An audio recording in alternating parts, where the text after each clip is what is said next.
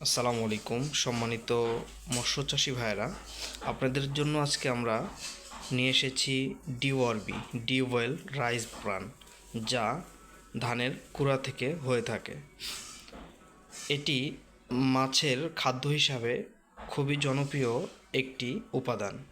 আপনারা যারা মাছ চাষ করে থাকেন তারা অবশ্যই ডিওআরবি ব্যবহার করবেন, কেননা ডিওআরবি ব্যবহার করলে মাছ উৎপাদন বেড়ে যায়, মাছের প্রোটিন ও এনার্জি সোর্স বৃদ্ধি পাবে।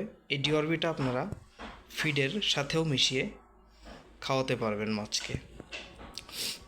এটি শুধু আলাদাভাবে না দিয়ে এখানে ডিওআরবি 50% হচ্ছে, পাশাপাশি সয়াবিন খোল এবং সরিষার খোল 30% দিতে পারেন, এবং ভিটামিন মিনারেল 5% এবং অন্যান্য উপাদান 15% দিয়ে একটি মিশ্র খাবার তৈরি করে দিনে 2 বার সকাল বিকাল এটি পুকুরে দিতে পারেন। তাহলে আপনি এর সঠিক যে ফলাফল সেটা পেতে পারবেন।